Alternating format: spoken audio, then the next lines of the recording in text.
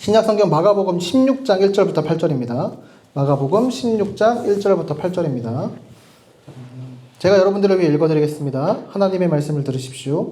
안식일이 지남에 막달라 마리아와 야고보의 어머니 마리아와 또 살로메가 가서 예수께 바르기 위하여 향품을 사다 두었다가 안식 후 첫날 매우 일찍이 해 돋을 때에 그 무덤으로 가며 서로 말하되 누가 우리를 위하여 무덤 문에서 돌을 굴려주리요 하더니 눈을 들어본즉 벌써 돌이 굴려져 있는데 그 돌이 심히 크더라.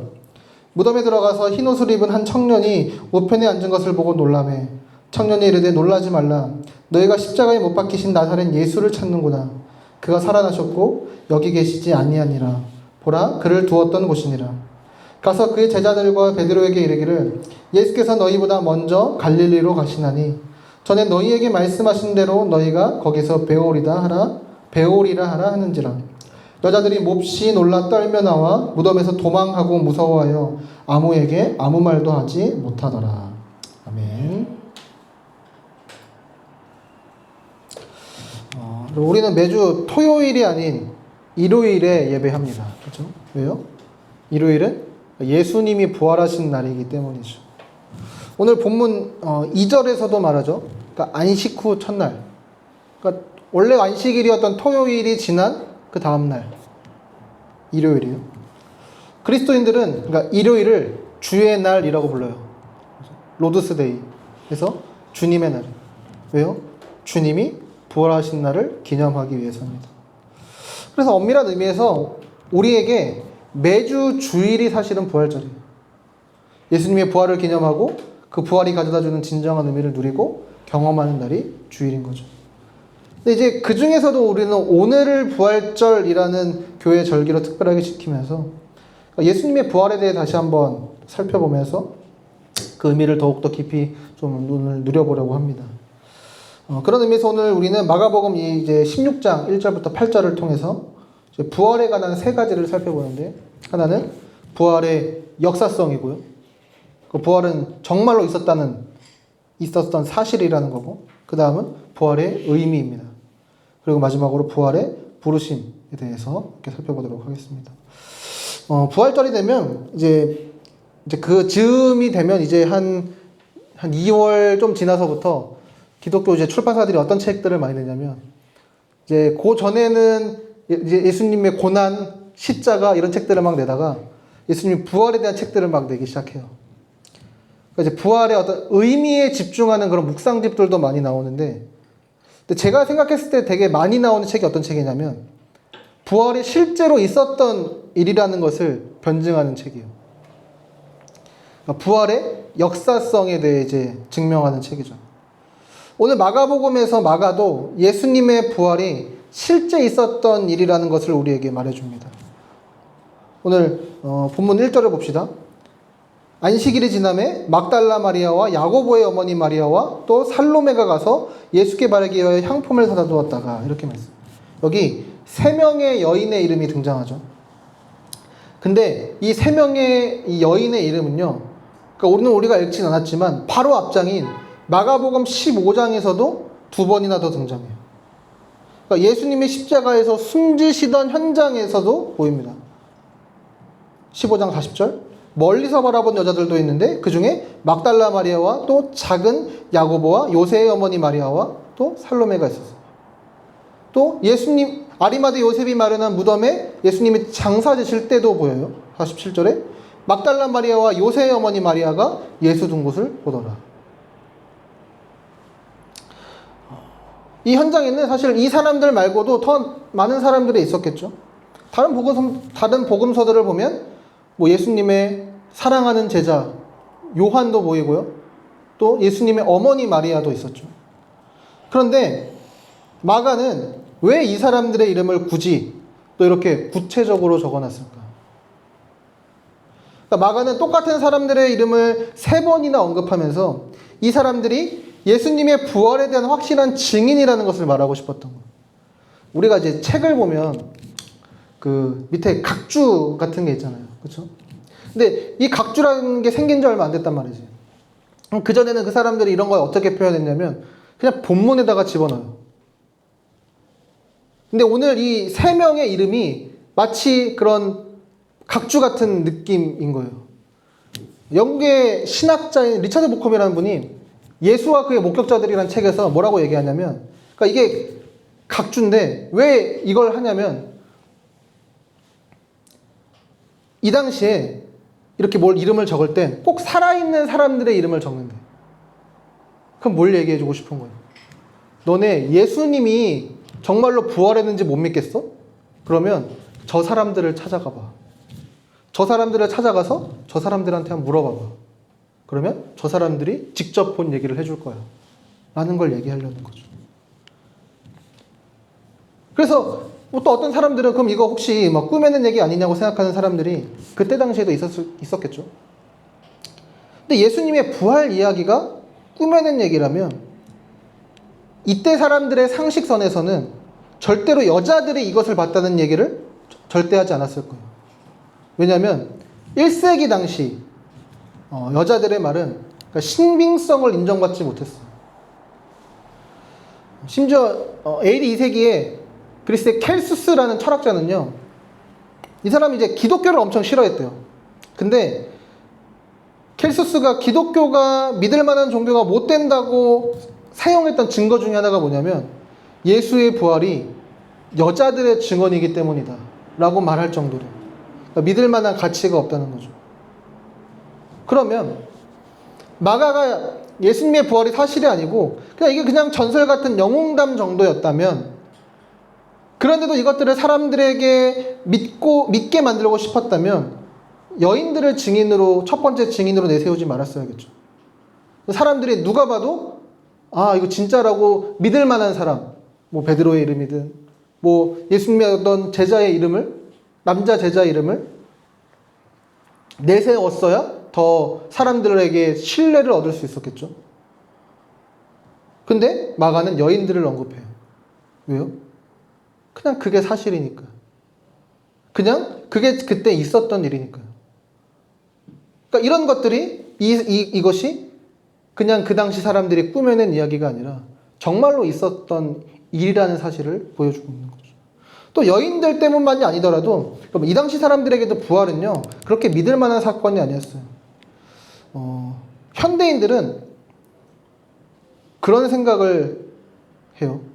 고대 사람들은 미개해서 그걸 아무렇지도 않게 잘 받아들여서 기독교가 먹힌 거라고 그렇게 쉽게 생각해요. 근데 이 당시에도 부활은요 별로 좋은 소식이 아니었어요. 일단 그리스 로마 문화에서 육체, 사람의 육체 같은 거는 하찮은 거예요. 그러니까 영혼만 귀중한 거예요. 그런데 굳이 육신에서 벗어나서 영혼이 이제 구원을 얻게 생겼는데 다시 육신을 입는 일이 일어났다는 것은, 그러니까 그리스 로마 사회에서는 그렇게 별로 매력적인 일이 아닌 거죠. 그러니까 그 사람들의 주목을 끌만한 내용이 아닌 거예요. 오히려 이상하게 생각하고 피할 만한 일인 거죠.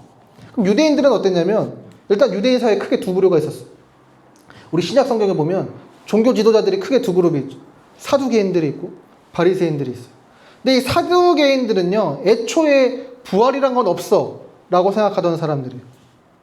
성경에 부활 같은 건 없어 라고 믿던 사람들이고, 또 바리새인이라는 부류는 부활을 믿긴 했지만 이렇게 어떤 한 사람이 부활한다는 개념 자체가 이 사람들한테는 없어. 그냥 모든 하나님의 백성이 한꺼번에 그냥 같이 부활하는 그냥 그런 개념만 있었던 거예요. 하나님 마지막 심판하실 때 모든 하나님의 백성들이 다 같이 부활한다는 개념만 있었던 거죠. 그러니까 이 예수님의 부활은 이 당시 어느 누구에게도 받아들여질 만하지 않았고 믿을 만한 개념이 아니었던 거죠. 그래서 예수님이요 여러 번 예수님이 부활하신다는 말씀을 하셨는데도 아무도 이 말을 합니다. 마가복음에도 보면요 9장 9절에도 인자가 죽은 자 가운데서 살아날 때까지는 본 것을 아무에게도 이르지 말라 이런 말씀도 하셨고요. 9장 31절에서도 또 인자가 사람들의 손에 넘겨져 죽임을 당하고 죽은 지 3일 만에 살아나리라 이렇게 말씀하시기도 했어요. 10장에서도 또 14장에서도 계속 말씀하셨단 말이죠. 근데 오늘 본문에도 보면요 16장 3절에 여인들이 가면서 이렇게 얘기해요. 누가 우리를 위하여 무덤본에서 돌을 굴려주리요. 그러니까 힘쓸 사람이 없다는 거죠. 남자 제자들은 아무도 나타나지 않았대요. 그러니까 믿지를 않았으니까. 그러니까 예수님이 죽고 이제 모든 게 다 끝났다고 생각했으니까. 그러니까 여인들도 나타난 게 예수님이 그때 막 3일 만에 부활하신다고 하셨지, 이걸 믿고 나타난 게 아니라 그냥 예수님의 시체에 향유를 바르기 위해 간 것뿐이었어. 그러니까 수많은 사람들이 이 그러니까 마가복음을 뿐만 아니라 많은 복음서들이 이건 이제 그냥 소설이라고 생각하거든요. 근데 이 마가복음이 정말 소설이라면 뭐 이런 대사가 있어야 되지 않겠어요? 오늘 3일째지? 예수님 무덤 한번 가볼까? 뭐 이런, 뭐 가봐도 손해볼 건 없잖아. 뭐 이런 얘기를 했었어야 자연스러울 텐데. 마가는 아무도 예수님의 부활을 믿지도 기대하지도 않았다고 그렇게 기록하고 있는 거죠. 그러면서 마지막으로 마가는 정말로 예수님이 다시 사셨다고 말합니다. 6절에 보세요. 청년의 모습으로 나타난 천사가 이렇게 말하죠. 우리 같이 한번 읽어볼까요? 청년이 이르되 놀라지 말라. 너희가 십자가에 못 박히신 나사렛 예수를 찾는구나. 그가 살아나셨고 여기 계시지 아니하니라. 보라 그를 저어 보시니라. 그리스어 성경엔 신적 수동태라는 문법 규칙이 있어요. 그러니까 하나님을 직접적으로 언급하진 않지만 하나님이 하셨다는 것을 강조하기 위해 사용하는 이제 규칙인데, 여기에 그가 살아나셨고가 바로 그 신적 수동태가 사용된 문장이에요. 그래서 사실은 이런 식으로 번역해야 되는 거죠. 그가 하나님으로부터 일으키심을 받으셨고 하나님이 예수님을 다시 살게 하셨다는 거예요. 예수님의 부활은 그러니까 소설 같은 이야기거나 희망사항이 아니라 하나님께서 죽었던 예수를 다시 일으키신 역사적 사건이라고 오늘 마가는 우리에게 말하고 있는 거죠. 이것이 오늘 본문에서 발견할 수 있는 예수님의 부활이 진짜 있었다는 근거예요. 물론 더 많은 변증거리들이 있어요. 톰 라이트라는 영국 신학자는요, 이 책인데 이게 우리말 번역서로 1190페이지짜리 책이에요. 그 옆에 있는 책은 1000페이지짜리 책이에요. 그러니까 예수님의 부활에 대해서 역사적으로 또 뭐 신학적으로 그게 단순히 그냥 나 기독교인이니까 믿어 이런 정도가 아니라, 그러니까 정말로 그 당시 문화적, 역사적, 배경적 상황 속에서 예수님의 부활이 정말로 있었다는 것을 증명하고 변증하는 책들이죠. 물론 이 옆에 있는 책은 90페이지짜리 얇은 그런 책도 있어요. 근데 중요한 건 이거죠. 그래서 예수님의 부활이 나와 무슨 상관이 있습니까? 그러니까 예수님이 정말로 부활하셨다면 그게 나와 어떤 상관이 있나요? 고린도전서 15장 20절에서 22절은 이렇게 말씀합니다. 우리 같이 한번 읽어봅시다. 그러나 이제 그리스도께서 죽은 자 가운데서 다시 살아나사 잠자는 자들의 첫 열매가 되셨도다. 사망이 한 사람으로 말미암았으니 죽은 자의 부활도 한 사람으로 말미암는도다. 아담 안에서 모든 사람이 죽은 것 같이 그리스도 안에서 모든 사람이 삶을 얻으리라. 예수님이 정말 죽음에서 부활하신 것이 중요한 이유는 그분이 그저 한번 놀라운 기적을 경험하신 분이 아니기 때문이에요. 예수님은 그분을 믿고 따르는 모든 자들의 첫 열매가 되십니다. 그러니까 첫 열매라는 것은 그냥 첫 번째로 딴 열매라는 정도가 아니에요. 뒤이어올 풍성한 수확의 시작이라는 뜻이에요. 그러니까 예수님의 부활은 예수님 그분만의 일이 아니라 예수님께 속한 자들에게 장차 일어날 일을 미리 보여주는 사건이라는 거죠. 우리는 예수님을 통해서 우리의 미래를 봐요. 그렇다면 그 미래는 어떤 미래예요? 예수님의 부활을 보면서 우리는 상상하는 거죠. 근데 그러려면 먼저 우리는 성경이 말하는 죽음의 뭔지를 먼저 좀 생각해 봐야 됩니다. 그 하버드 대학교에 신학부가 있는데 거기에 유대교 학자가 있어요. 존 레벤슨이라는 학자인데 그 사람이 성경에서 그러니까 죽음과 삶은 단순히 어떤 물리적으로 존재하고 그렇지 못하고를 넘어서는 그러니까 관계적인 사건이라고 말해요. 이렇게 말합니다. 살아있다는 것은 필연적으로 단순히 특정한 물리적 상태로 존재하는 것 이상을 수반합니다. 땅과 생산적이고 안정적으로 결합한 상태로 거주하고 번성하고 지속적인 친족 집단 안에 속해 있는 것을 의미했다. 이와 반대로 과부가 되거나 자식을 잃거나 추방되는 것은 죽음을 경험하는 것이었다. 마이클 모랄레스라는 영국의 신학자도 죽음, 어둠, 질병, 다툼, 무자비, 분열, 적대, 소외 이런 것들이 다 죽음을 경험하는 것이라고 말해요. 그러니까 성경이 말하는 죽음은 단지 그냥 마지막으로 목숨이 끊어지는 사건만이 아니에요. 그러니까 살아있게 하시는 하나님과의 관계가 깨어졌고, 그래서 실제적인 우리가 죽음도 맞이하게 됐죠. 뿐만 아니라 질병, 슬픔, 두려움, 갈등, 분열, 또 소외 속에서도 계속 죽음을 경험하는 거죠. 그러니까 관계가 깨어지는 모든 상황들을 경험하는 것, 이것을 이 모든 것을 성경은 죽음을 경험한다고 말합니다. 그러니까 몸이 아픈 것도 죽음의 그림자이고, 관계가 깨어지는 것도, 그리고 내 마음이 무너지고 희망을 잃어버리는 것도 죽음의 그림자라는 거죠. 우리가 살아가면서 겪는 모든 이 근본적인 문제 뒤에 바로 이 죽음의 문제가 항상 도사리고 있는 거죠. 예수님은 그런 우리를 위해 죽음을 경험하게 하는 그 근본적인 문제, 죄의 문제를 해결하셨습니다. 이 땅에 오셔서 예수님이 하신 일이 뭐예요? 예수님은 먼저 계속해서 하나님의 나라를 가르치시고 보여주시고 선포하십니다. 예수님이 항상 공생애를 시작하실 때마다 하신 말씀이 뭐죠? 회개하라, 천국이 가까이 합니다. 여러분, 하나님의 나라가 뭐예요? 하나님의 다스림이에요. 그분의 통치입니다. 죄와 죽음의 권세가 밀려나고 하나님의 보호하심과 인도하심 아래서 하나님과의 깨어졌던 관계가 회복되고 그 깨어진 삶이 새로워지는 나라가 하나님의 나라예요. 예수님은 그러니까 말씀으로 그 나라를 가르치셨고, 병든 자를 고치시고, 귀신을 내쫓으시고, 또 죽은 자를 살리심으로 그 나라를 보여주신 거죠.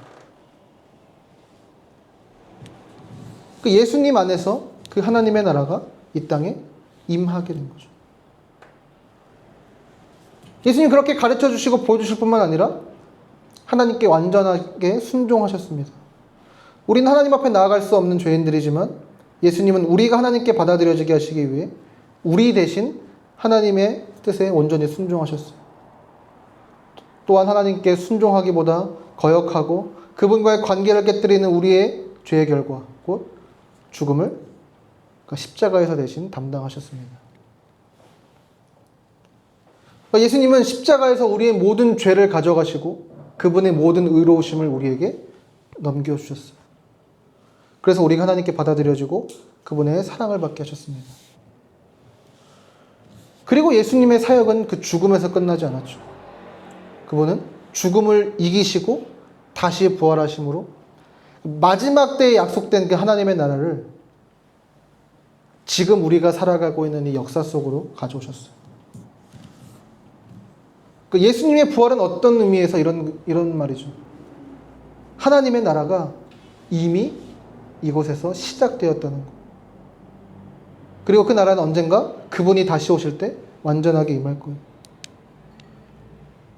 그러니까 예수님은, 그분의 부활은 이 새로운 창조, 이 새로운 하나님, 이 땅에 임하게 될 하나님의 나라의 첫 열매가 되신 것입니다.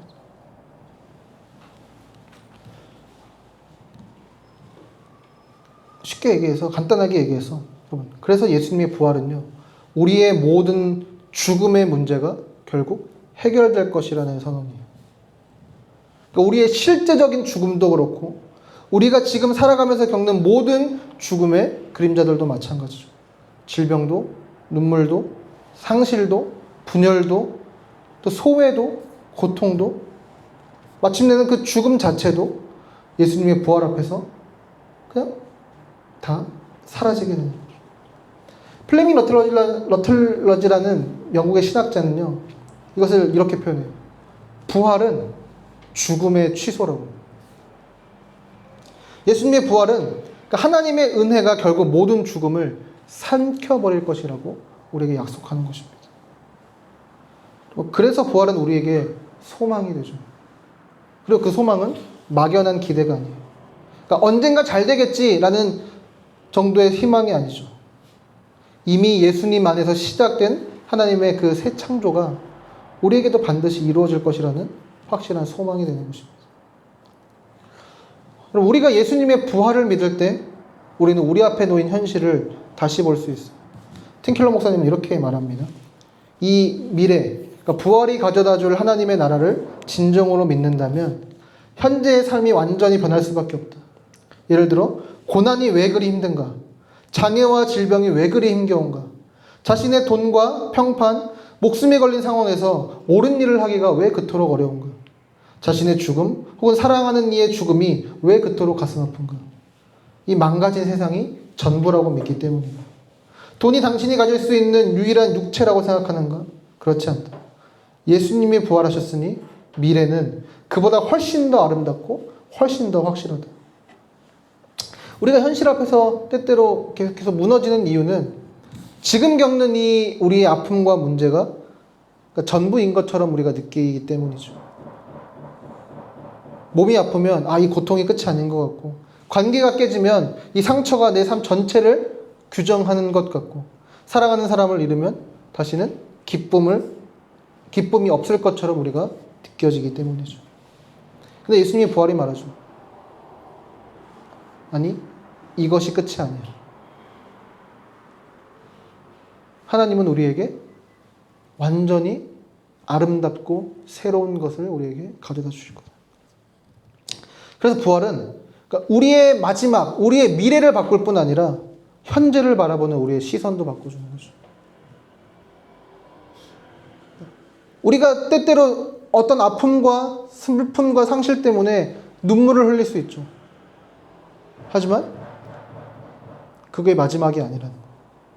지금의 고통이 크지만 그것이 영원하지 않다는 거예요. 지금의 실패가 아프지만 결론이 아니라는 것을 알게 하는 거죠. 이것을 되게 잘 보여주는 인물이 있는데 미국에 조니 에릭슨 타다라는 사람이 있어요. 이분이 이제 미국의 장애인 기독교 단체 이제 조니와 친구들을 설립한 분인데 이분이요 17살 때 바닷가에서 이제 다이빙을 하다가 근데 이제 수심을 확인을 안 하고 다이빙을 하다가 너무 얕아가지고 목뼈가 부러지면서 이제 전신마비가 된 거죠. 근데 이제 이분이 이제 성공회 교회를 다녔어요. 근데 거기는 이제 그런 예식 같은 걸 많이 하거든요. 그래서 뭐 무릎 꿇고 이런 것들을 하는데 이분은 이제 할 수가 없는 거지. 또 이분이 한 번 어떤 집회에 참석을 했는데 이제 그 설교자가 모두 무릎을 꿇고 기도하자고 하는데 이분 빼고 모두가 다 무릎을 꿇은 거예요. 그때 이렇게 말해요. 모두 무릎을 꿇으니 내 모습이 너무 튀었다. 눈물을 멈출 수가 없었다. 저였으면 나만 왜 이럴까 신세한탄을 하면서 울었을 것 같은데 그게 아니었대요. 수백 명이 하나님 앞에서 무릎 꿇은 광경이 너무나 아름다워서 울었대요. 그리고 그 광경이 마치 천국의 그림 같았대요. 그러면서 이런 생각을 했다고 합니다. 나오죠. 거기 앉아있는데 천국에서 내가 자유롭게 뛰고 춤추고 발을 차고 에어로빅을 하게 되리라는 사실이 기억났다. 어린 양이 혼인잔치에 초대받기 전에 내 부활한 다리로 가장 먼저 감사의 무릎을 꿇을 생각이다. 생각만 해도 영광스럽다. 예수님의 발치에 조용히 무릎을 꿇리라. 지금은 손가락이 뒤틀리고 근육은 위축되고 무릎은 비틀어지고 어깨 아래로 아무런 감각도 없지만 언젠가 밝고 가벼운 새 몸을 갖고 강력하고도 눈부신 이의 옷을 입게 되리라. 나처럼 척수를 다친 사람에게 부활이 어떤 소망을 주는지 상상이 가는가. 이게 부활의 의미예요. 부활은 단지 그냥 죽은 다음에 천국 간다는 말이 아니에요. 나중에 그냥 나중에 행복하게 살 거야 정도가 아니에요. 부활은 하나님께서 우리를 완전히 새롭게 하실 것이라는 약속입니다. 우리의 몸도 우리의 마음도 우리의 관계도 이 피조세계 전체도 하나님께서 새롭게 하실 것이에요. 그리고 그 미래의 확실함 때문에 우리는 지금도 소망을 품고 살아갈 수 있습니다. 아직 아프지만 절망하지 않아요. 때때로 우리는 계속해서 눈물을 흘리지만 완전히 무너지진 않습니다. 뭔가 아직 내가 죽음의 그림자 속을 걸어가는 것 같지만 죽음이 마지막이 아님을 알게 되는 거죠. 오직 예수 그리스도 안에서만 이런 소망이 있습니다.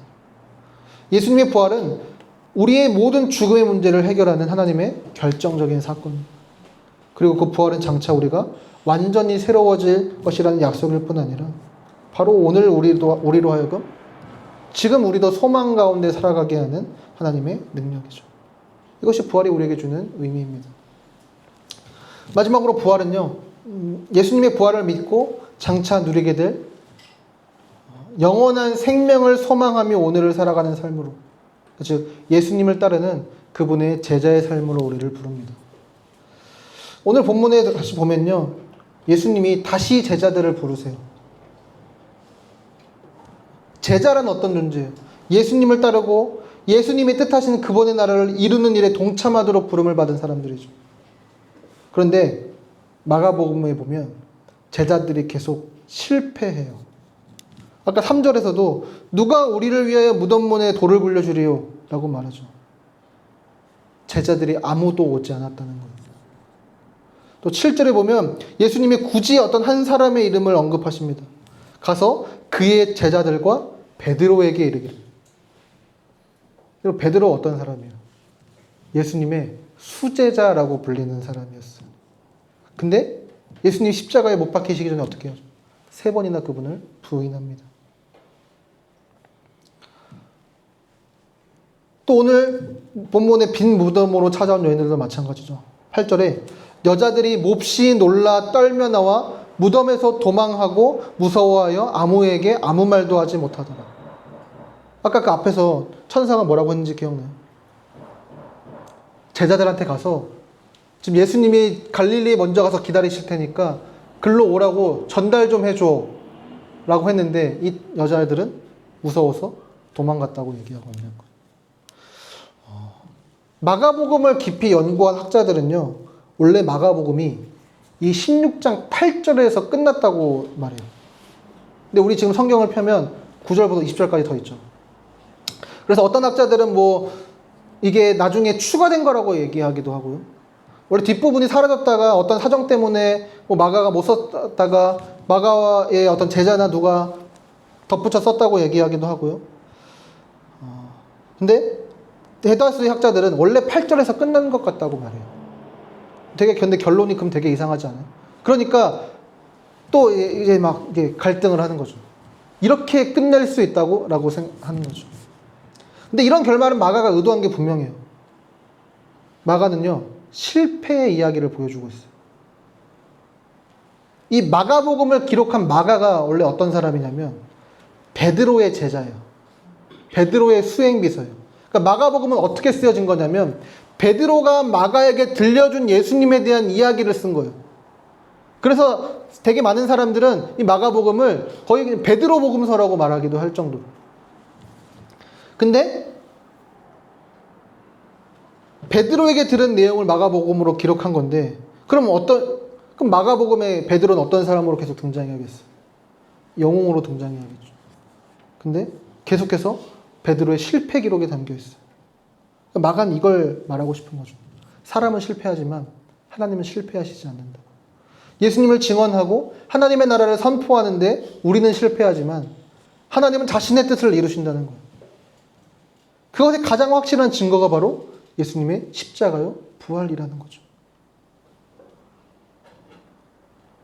이런 실패와 배신과 도망감에도 예수님이 하시는 일은 오히려 그들을 위로하시고 격려하시는, 그리고 다시 부르시는 거예요.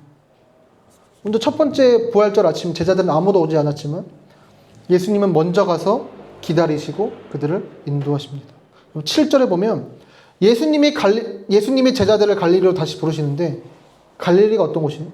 베드로, 안드레, 야고보, 요한이 제자로 부름을 받은 곳이, 또 예수님이 제자 12를 세우신 곳이기도 합니다. 그리고 십자가를 지는 곳인 예루살렘으로 향하는 여정의 출발점이기도 했어요.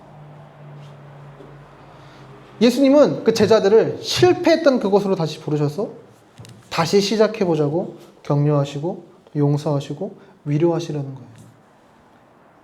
그리고 예수가 너희보다 먼저 갈릴리로 가시나니 라고 말하는데 여기서 먼저라고 번역된 단어가요, 두 가지 의미를 갖고 있어요. 하나는 말 그대로 진짜 먼저라는 뜻이에요. 예수님은 내가 너희가 보고 싶어. 그래서 내가 먼저 가서 기다릴게. 너희가 나에게 돌아왔으면 좋겠구나 라고 하시는 거고요. 그리고 두 번째는 이게 인도한다는 뜻이. 그래서 7절의 이 부분은 예수가 너희를 갈릴리로 인도한다 라고 번역할 수도 있어요.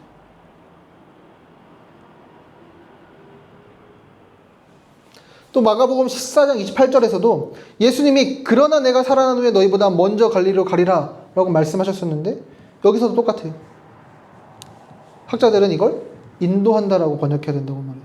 그 천사가 예수가 너희를 갈릴리로 인도하신다 라고 하셨던 그 16장 7절의 말씀은 14장 28절에서 하셨던 이 약속을 예수님이 잊지 않으시고 이루실 것이라고 말하고 있는 거예요. 그래서 결국 오늘 본문 7절은 이렇게 예수님 말씀하시는 거죠. 내가 먼저 가서 기다릴게. 내가 약속했던 것처럼 너희를 인도하고 너희와 함께 할게. 그리고 예수님은 베드로를 굳이 언급하셔서 또 다시 그를 초대하십니다. 오늘 본문도 7절에도 보면 너희가 가서 배우리다 라고 하죠. 여기서 본다는 게 마가복음에서 되게 중요한데 예수님은 예수님을 따르지 않는 사람들이 예수님이 기적을 보여줘도 예수님이 하나님 나라에 대한 가르침을 들려줘도 그분을 믿지도 받아들이지도 않는 자들을 향해서 보아도 보지 못하는 자들이다 라고 말씀하셨어요. 근데 마가복음 8장에 가면 예수님의 제자들이 그 사람들과 똑같이 굴고 있습니다. 베드로도 예수님을 향해서 당신은 그리스도십니다 라고 고백했어요. 근데 그러면서도 예수님이 가셔야 되는 십자가의 길은 보지 못하고 있었죠. 이게 어디냐면 빌립보 가이사라에서 사람들이 나를 뭐라고 말하니? 그러고 나서 너희는 나를 누구라고 생각하니? 그때 베드로가 한 고백. 당신은 그리스도십니다. 근데 내가 십자가를 지고 죽어야 된다라고 말씀하실 때 베드로가 뭐라고 얘기하죠? 아니요, 예수님. 당신은 그 길을 가셔서는 안 됩니다. 당신은 십자가에서 죽으면 안 됩니다. 그리고 예수님이 정말 십자가에 죽으시자 다 끝났다고, 다 망했다고 생각하면서 예수님을 부인했던 거죠. 근데 예수님은 그 모든 것을 책망하지 않으시고 천사들을 통해 다 용서한다. 이제 내가 진짜 내 길을 보게 될 거야. 너희를 구원하기 위해 온 나를 보게 될 거야. 라고 말씀하고 계십니다. 이런 제자들의 실패 중에도 당신의 뜻을 이루시는 하나님이 다시 제자들을 부르십니다. 함께 하자고. 하나님이 함께 하실 것이고 인도하실 것이니 함께 하자고. 그리고 그 부르심은 동일하게 우리에게도 주어집니다. 유진보링이라는 학자가 이 마가복음 16장 8절의 결말을 통해서 마가가 이제 이런 숨은 의도를 드러냈다고 이렇게 얘기해요. 신실한 제자로 남아있을 사람이 있는가? 마가복음의 모든 장면에 예수님과 함께하진 않았지만 예수님을 지켜본 사람이 있다. 마가는 독자가 시작부터 끝까지 시종일관 예수님과 함께할 수 있게 했다. 독자는 아무도 듣지 못할 때 예수님이 자기 아들이라고 선포하신 하나님의 음성을 들었고 아무도 없을 때 광야에서 사탄에게 시험받으시는 예수님과 함께 있었다. 가족이 예수님을 부인할 때도 독자는 계속해서 예수님과 함께했다. 종교 지도자, 무리, 그리고 제자들마저도 예수님을 오해하고 떠나버릴 때 독자는 그분 곁에 섰다. 예수님의 수제자가 겟세마네 동산에서 잠들며 자기와 함께 한 시간만이라도 깨어있으라는 예수님의 명령을 묵살할 때 독자는 깨어 예수님의 괴로운 기도를 들었다. 제자들이 모두 도망가고 십자가 주변에 아무도 없을 때 독자는 그곳에 있었다. 예수님이 버림받아 하나님께 부르짖을 때에도 독자는 여전히 그곳에 남아있었다. 이제 독자는 모두가 실패한 가운데 결말이 없는 이야기의 언저리에 놓여있다. 그리고 저자는 이야기를 갑작스럽게 중단한 채 이 이야기가 다른 사람을 위한 것이라고 생각했을 독자에게 결단을 내리게 한다. 무슨 말인지 이해되시죠? 아무도 보지 못하는 모든 순간순간마다 이 마가복음을 읽는 독자들은 예수님이 어떤 분이신지 봤다는 거예요. 그리고 모든 그 당시 있었던 사람들의 실패하는 이야기로 끝날 때 이런 걸 열린 결말이라고 하겠죠. 그러면서 우리에게 결단하고 참여하게 하도록 하는 거죠. 이제 우리가 우리를 부르시는 그 부르심에 응답할 차례인 거죠. 우리는 예수 그리스도의 부활이 가져다주는 생명과 소망을 드러내고 증거할 그분의 제자들입니다. 때때로 우리는 현실의 죽음을 더 크게 보고 우리가 겪는 아픔과 슬픔이 전부인 것처럼 볼 때가 많지만 예수님은 우리에게 당신의 부활을 보여주시고 못자국 난 손바닥을 보여주시며 우리를 향한 그분의 사랑과 우리가 영원토록 누리게 될 기쁨과 행복의 나라를 보여주십니다. 메시지 성경을 쓴 유진 피터스 목사님 이렇게 말해요. 하나님은 자신의 유일한 아들을 주셨습니다. 그리고 그 행동은 하나님의 사랑과 우리의 삶을 하나님이 우리에게 원하시는 것과 우리가 하나님에게서 필요로 하는 것을 연결시켜 줍니다. 예수 그리스도는 바로 그 행동입니다. 희생과 고난의 삶을 진실하게 순종하며 사셨고 십자가에서 죽고 부활하셨습니다. 하나님은 세상을 이처럼 사랑하셔서 우리가 영원한 생명을 얻기를 바라셨습니다. 하나님의 사랑이 우리 삶에서 나타난 효력은 우리를 사랑한다는 발표문을 통해서가 아니라 예수님의 행동을 통해서 드러납니다. 우리를 향한 그 하나님의 사랑을 하나님은 예수님을 통해 보여주셨습니다. 우리의 모든 죄를 대신해서 짊어져 죽게 하시고요. 우리에게 영원한 미래와 영원한 소망과 행복을 주시기 위해 그분을 다시 부활하게 하셨죠. 우리는 그분의 사랑을 받아 누립니다. 이 부활절 앞으로 며칠간 혹은 이 몇 달간 우리에게 또 어떤 일들이 벌어질지 알 수 없지만 우리는 부활이 가져다주는 그 유일한 희망과 소망을 품고 모든 죽음을 이겨내고 우리 주님 안에서 기쁨과 생명을 누리는 그런 우리 모두가 되기를 소망합니다. 부활이 그런 우리에게 소망이 되고 부활이 그런 우리에게 위로와 힘이 되기를 소망합니다. 우리 시간 아까 불렀던 주 예수의 산 소망 우리 함께 찬양하고 함께 또 기도합시다.